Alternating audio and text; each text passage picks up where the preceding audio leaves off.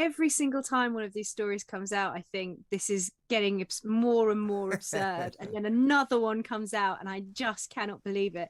These climate activists are so insufferable. You're right to call them Puritans. This reminds me of the sort of banning of music and dancing and making everything completely joyless. But it's also the hypocrisy of it that I think really sticks. I mean, we've heard a lot in the last couple of weeks with the Insulate Britain protests about how hypocritical some of these climate activists are.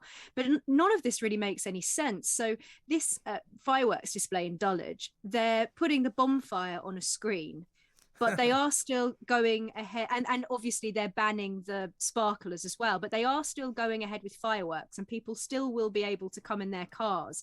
So I'm failing to see how this is anything other than just pure virtue signaling, given that they're still going ahead with the fireworks display itself.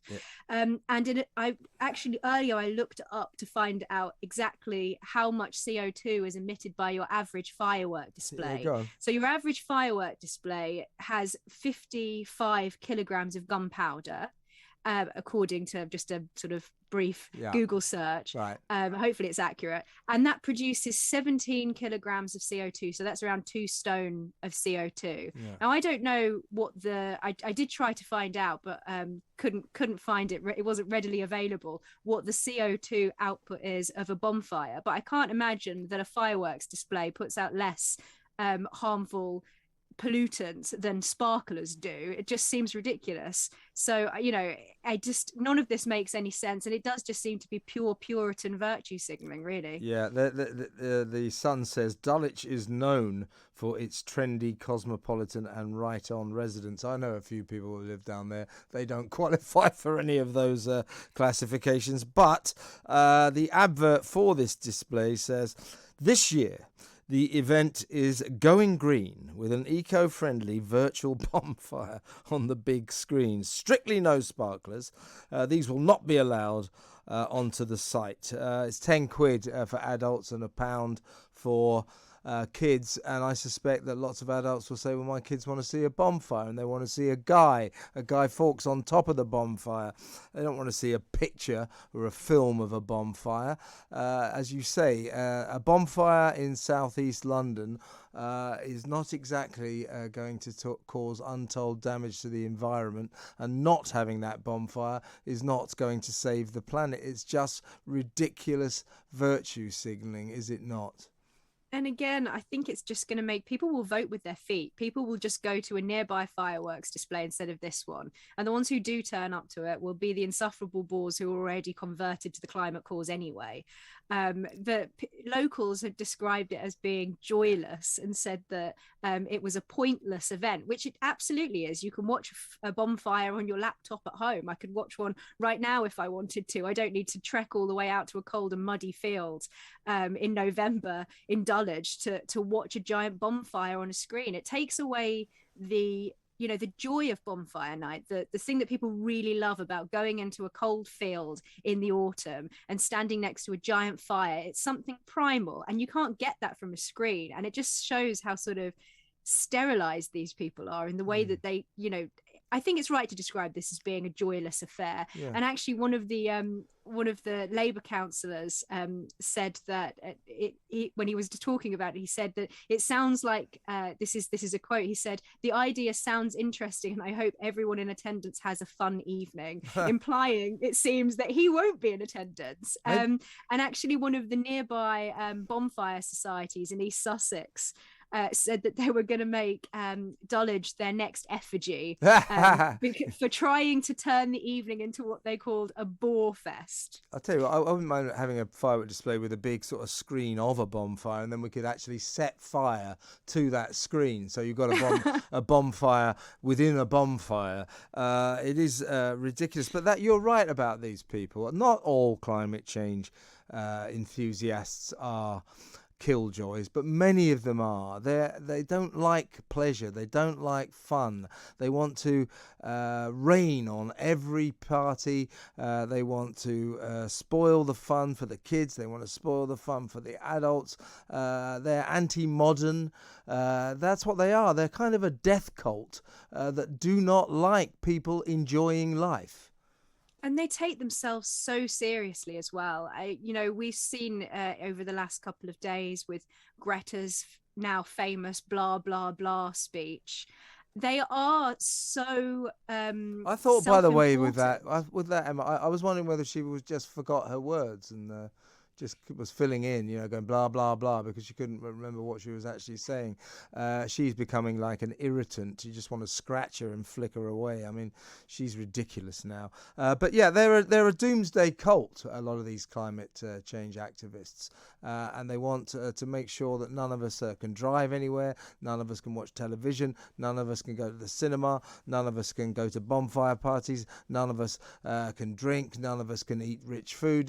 Everything that is fun, they want to squash, they want to kill out. They are the killjoy doomsday cult, aren't they? And even coffee has a carbon footprint. Is That was that in the right? news this week as well. You can now calculate your Cheers, coffee by the way. carbon footprint using a calculator. I do really think that, as I say, they take themselves so seriously. They want everybody to change in alignment with their sort of apocalyptic vision for the way that society is going.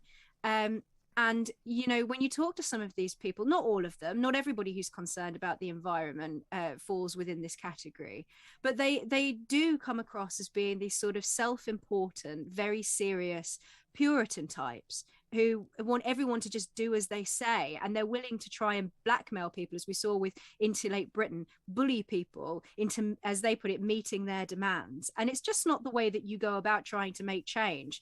Whether or not you think it's an emergency, you describe them as being a sort of death cult. Well, they certainly have a very apocalyptic vision, and they think that justifies any behavior, even if it's criminal. And that's not going to win any converts over. And certainly trying to strip the fun out of all of the major events of the calendar, like Bonfire Night. I dread to think what they'll be doing when they go for Christmas. Exactly. Well, maybe when they go for Christmas, they'll want each of us to sort of sit in some kind of wattle and daub hut and have a film of people enjoying Christmas that we could watch, like the bonfire. So everything, if you want to go to the pub, don't go to the pub anymore. You can have a film. You can watch. And of course, Christmas dinner will be plant-based and vegan. Yes, or if not, just a film of a plant-based vegan lunch. I mean, it is just getting ridiculous. We've got to fight back, haven't we? We need to have, well, I hope all around, not particularly at the Dulwich Sports Club, but at other places in Dulwich, in that area, that they have rip-roaring bonfire parties and they have a rip-roaringly good time. There's an element in this, I think, as well, of people wanting the climate talks to fail. I heard someone talking. They already have, Emma. Don't worry about that. China aren't going. They're a waste of time. Well, one of these activists, apparently, they were saying that they hoped that the COP26 meeting would fail because then people would wake up to the climate crisis. And, people like Insulate Britain, we saw in the news that, one of these guys owns a number of properties as a landlord, and his homes aren't even properly insulated. It's the hypocrisy of people like Emma Thompson flying over from the US to the UK to join a climate protest. And then they do things like these bonfire parties, this fireworks display, where they decide to put the bonfire itself on the screen, but then to have the fireworks anyway. And presumably a lot of these will be yummy mummies turning up in their 4x4s because it's Dulwich. And polluting the environment in the process, in the process, in the same way as the Insulate Britain guys had turned the entire M25 into a car park. Honestly. Which is polluting the atmosphere as well. I think that there's an element of enjoyment that they get out of this, and an element of enjoyment in trying to take the fun away for other people. Oh, they really do, and they like it. They like spoiling everyone's day, like that Insulate Britain lot. So many roads, not enough hands to glue them to. They like to shine a light on themselves because they actually are so kind of indoctrinated by their own doomsday cult that they think that they emerge from these situations where they block the roads and ruin everybody's day. They think they emerge with a halo on their heads, but they don't. They don't realise that we all know that they are suffering from some sort of psychological problem. They really really are. But we'll have to keep campaigning against them, and keep your bonfires going, everyone, and have a very nice firework night. Light up the skies.